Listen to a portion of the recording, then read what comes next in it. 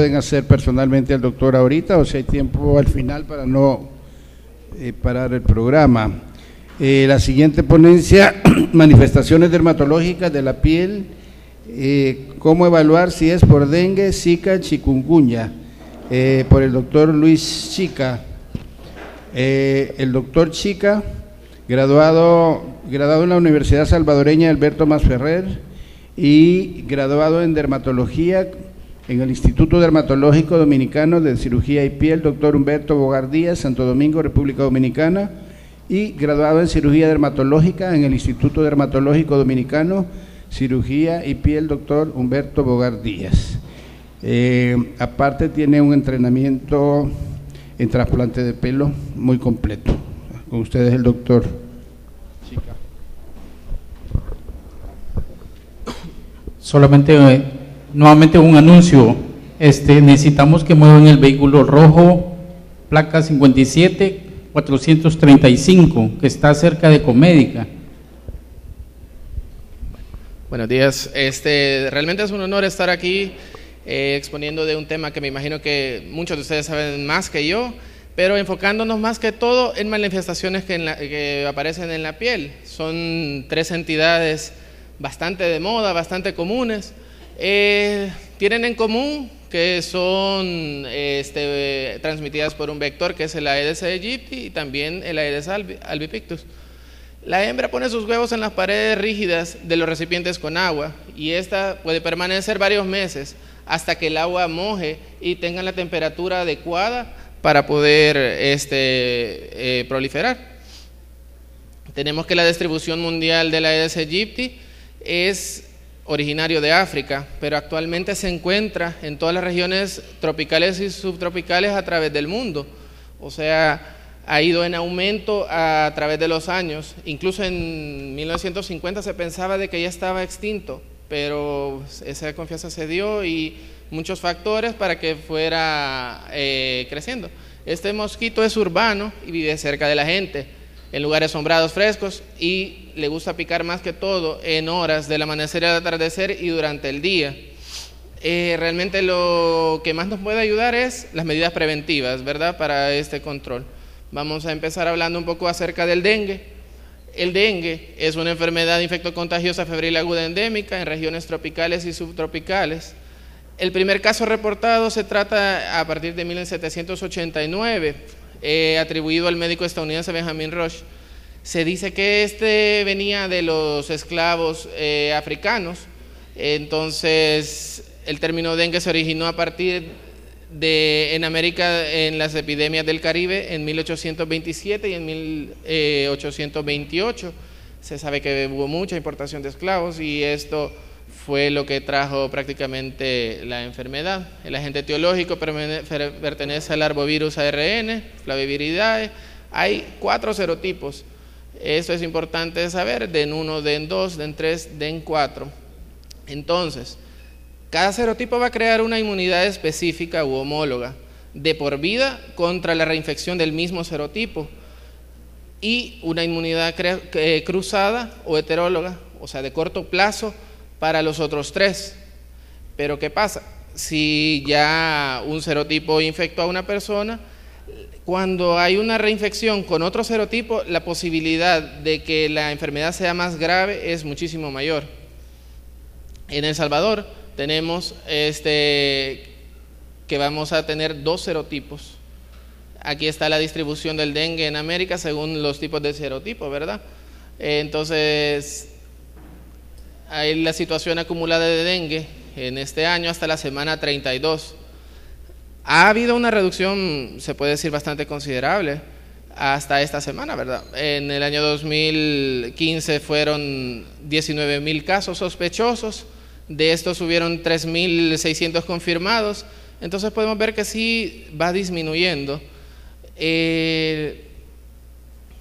Aquí tenemos ya, para entrar un poco más en tema de las manifestaciones clínicas, la lesión puede ser asintomática en gran número de pacientes.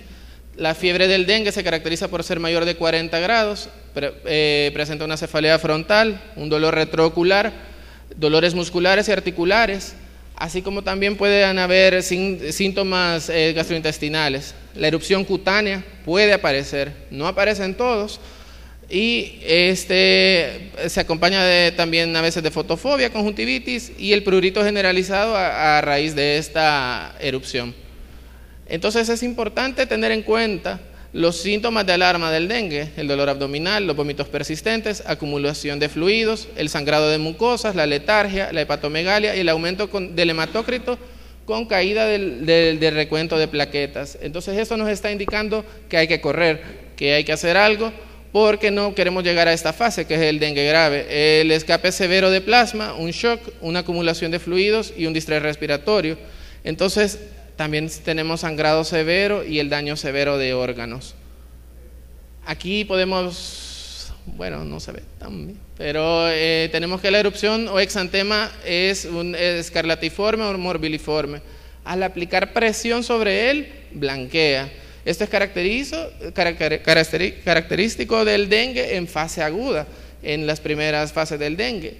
Además, hay otro tipo de rash que también es bastante común y muy descrito en los libros, que habla de islas blancas en un mar rojo. Entonces aquí tenemos estas máculas blancas que se acompañan de un rash generalizado. Entonces esto principalmente va a aparecer en la fase de recuperación. Otras manifestaciones dermatológicas, tenemos las lesiones purpúricas. Estas se van a dar por una extravasación de sanguínea, ¿verdad?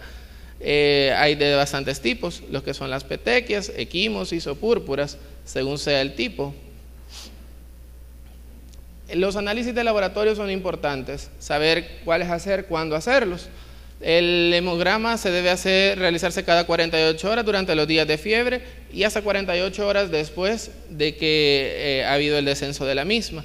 Hay análisis que son específicos para dengue, dentro de estos tenemos el IgG, el IgM, y en casos de dengue grave es importante acompañar los análisis del TPT, los tiempos de coagulación, la fibrinógeno, radiografía de tórax y una ultrasonografía abdominal.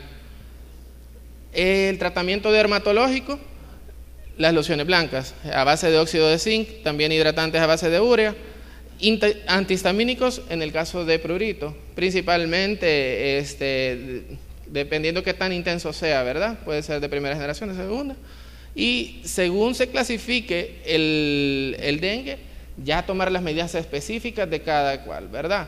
Sabemos que un dengue con signos de alarma ya requiere hospitalización también, y si es un dengue grave ni se diga. Ahora vamos a hablar un poco de chikungunya y sus manifestaciones. Esta enfermedad también es transmitida por los mosquitos, así que es siempre una RN de cadena simple, género alfavirus, familia Togaviridae. Se fue descrita por primera vez en Tanzania en 1952. Todas estas enfermedades se originan en África. Es un término que viene de este idioma que significa hombre encorvado. Eso en alusión a la posición de los pacientes, esto debido a los dolores articulares. La fiebre de chikungunya se ha detectado en casi 60 pacientes, 60 países de Asia, África, Europa y las Américas. En 2015 se notificaron a la Organización Panamericana de la Salud aproximadamente 6.933.000 casos sospechosos y 37.000 confirmados. La cifra, si bien es cierto, fue disminuyendo a comparación del más de 1 millón de casos que fueron sospechosos en 2014. Y así fue el comportamiento en nuestro país también. Tenemos que casos sospechosos, en el año 2015 tenemos 35.000 y hasta la semana 32 de este año ha reducido considerablemente, ¿verdad? Son 5.000 casos. Aquí tenemos el número de hospitalizaciones y no tenemos datos de personas fallecidas. Las manifestaciones clínicas. Entonces lo más importante en estos casos son las artralgias. Eso nos va a hacer la distinción de que estamos hablando de chikungunya. El paciente va a tener fiebre un poco más leve que la del dengue, ¿verdad? Las artralgias se dice que son simétricas y van a afectar principalmente las articulaciones grandes. Además se puede acompañar de conjuntivitis, de enantemas, astenia. Aquí tenemos lo que es un enantema, ¿verdad? Son erupciones en una superficie mucosa. Aquí podemos ver que son puntitos rojos, no se aprecian tan bien en la fotografía por la proyección, pero aquí otra parte importante es el rash. La erupción cutánea maculopapulosa aparece principalmente en tronco, en miembros, en palmas y plantas. Puede acompañarse de púrpuras y vesículas. Y es bastante característico también que presente prurito generalizado, palmoplantar también. Esto es bastante interesante porque se reportan más que todo en pacientes que son de fototipo más alto que los que encontramos en nuestro país.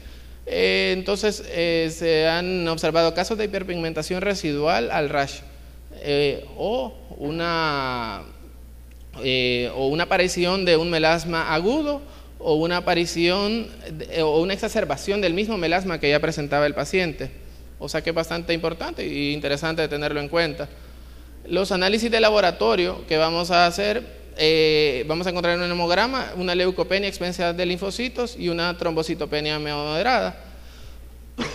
Importante mandar a hacer función hepática, eritrosedimentación y proteína C reactiva. Y para confirmarlo, estas son las pruebas que principalmente se pueden utilizar.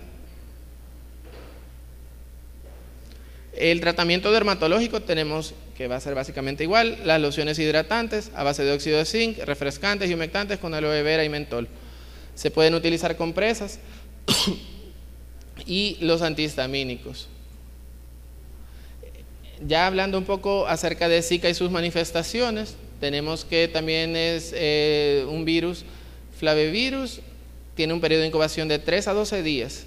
Va a ser asintomático en un 80%. Entonces esto es bastante importante porque entonces quiere decir que solamente 1 de 5 personas que tienen la enfermedad van a dar sintomatología.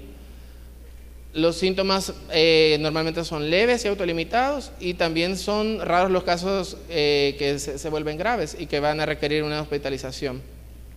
Las muertes por la enfermedad también son poco frecuentes. Este se identificó por primera vez en Uganda en 1947, específicamente en los bosques de Zika, en un mono rhesus, durante un estudio de fiebre amarilla. En 2007 se documentó el primer brote del virus en el estado de Yap, en los Estados Federados de Micronesia. Para mayo de 2015 la OMS registró la transmisión local del virus Zika en el continente americano, y creo que todos escuchamos mucho la bulla de Brasil, ¿verdad?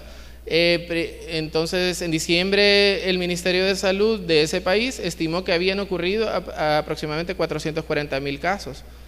Y también de estos casos, entre 440,000 a 1,000,000. En nuestro país tenemos hasta la semana 32, aproximadamente casos sospechosos son 7,179. En embarazadas 271 y los casos confirmados son 51. Son datos bastante importantes, ya vamos a hablar más adelante por qué el dato en específico con embarazadas.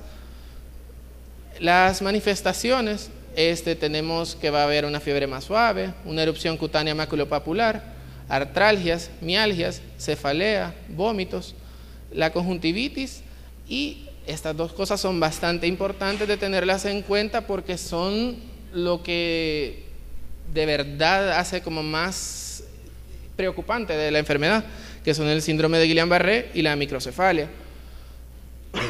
Aquí tenemos las manifestaciones dermatológicas. El rash maculopapular va a iniciar principalmente en la cara y luego se va a regar al resto del cuerpo. Aparece en el primer día y se encuentra en la máxima expresión en el segundo o tercer día. Las aftas, estas son lesiones en la mucosa oral caracterizadas por úlceras con borde eritematoso bien definido y el borde blanco, en el centro blanco deprimido, ¿verdad?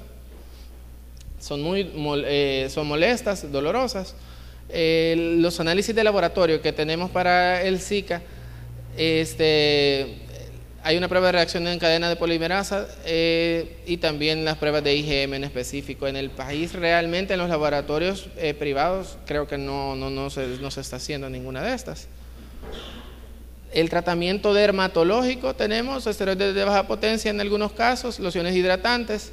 Para el tratamiento de las aftas, los enjuagues a base de clorhexidina, anestésicos tópicos, corticoides locales. Hay soluciones que ya vienen con estos combinados, ¿verdad? Evitar también las sustancias irritantes y los remedios caseros, porque siempre lo que van a hacer eso es empeorarla, ¿verdad? Las medidas, el reposo, la hidratación y acetaminofén. Entonces, hablando un poco acerca del virus Zika y embarazo, tenemos que en El Salvador, como ya vimos, han acumulado aproximadamente 11.321 casos. De estos, en mujeres embarazadas son 357 y hasta el momento se han confirmado 4 casos de microcefalia. Aparte, desde que inició la enfermedad, porque esta es una publicación del 21 de enero, hay 22 casos en los que se disponía información de síndrome de Guillain-Barré, y de estos 22, 12 presentaron una fiebre y exantema en los 15 días anteriores a presentar este síndrome. Entonces, sí existe la relación, ¿verdad? Todavía se están haciendo muchos estudios para confirmar esto. Estos son otros datos del Servicio de Neurología del Hospital Rosales. Aquí podemos ver cuáles son las causas las causas de que en los casos de síndrome de Guillain-Barré que han tenido. Tenemos que la respiratoria, gastrointestinal, y con virus Zika solamente 2. Y curioso ver ahí el chikungunya, ¿verdad? En cuanto a conclusiones, podemos decir entonces que las manifestaciones dermatológicas no son determinantes, pero sí nos pueden orientar a diferenciar las 3 entidades. Pueden orientarnos en el diagnóstico y ser de ayuda para indicar pruebas específicas. De cada enfermedad tenemos que identificar qué es lo más temido de cada una de ellas, ¿verdad? Y tomar las medidas necesarias, y el tratamiento rápido y oportuno, eso es lo vital. Lo nuevo, tenemos acerca de la vacuna del dengue. Mientras la vacuna del dengue puede reducir la hospitalización en un 20 a 30% en lugares de alta transmisión, en lugares que puede aumentar la enfermedad y hospitalización si es usada en lugares de baja transmisión. Y esto se debe más que todo a lo que hablábamos acerca de los serotipos del dengue, ¿verdad? Porque se va a dar más inmunidad para los DEN 3 y DEN 4. Esto en áreas de baja transmisión actuaría como una pseudoinfección que es más severa y en consecuencia aumentaría el número de hospitalizaciones. En áreas de transmisión moderada, en cambio, va a producir un impacto positivo para la población general, pero alerta de un aumento de riesgo para individuos que son seronegativos en el momento de la vacunación. O sea que por eso todavía con la vacuna del dengue en nuestro país sí ya está aprobada. Entonces, estos son las ventajas que ofrece, ¿verdad? Y aquí, como les hablaba anteriormente, contra el tipo 3 y 4 van a tener mayor protección. La edad va a ser mejor en niños mayores. También la severidad de la enfermedad va a ser mayor protección contra los casos graves y hospitalizados. La vacuna, esto en el estudio previo a la comercialización de la vacuna, permitió evitar 8 de cada 10 casos de hospitalización y hasta un 93% de los casos de dengue grave. También ya se está hablando mucho acerca se está realizando actualmente los estudios para la vacuna contra el virus Zika. Ya se dice que está en fase 2B, o sea que a partir si se aprueba, a partir de enero del próximo año ya se van a empezar a hacer las investigaciones en humanos para la vacuna del virus Zika. Entonces, para terminar, apoyar las medidas preventivas, destruir los criaderos de mosquitos, uso de repelentes y ropas cubiertas, uso de mosquiteros en pacientes y para los familiares de los pacientes también, la fumigación. Y esto es importante porque realmente si esta es un área de riesgo, nuestro país es un área de riesgo, debería de continuar la campaña para evitar los embarazos y evitar los viajes a lugares de riesgo. Esas son medidas que han formulado más que todo a nivel internacional. Y muchas gracias por su atención.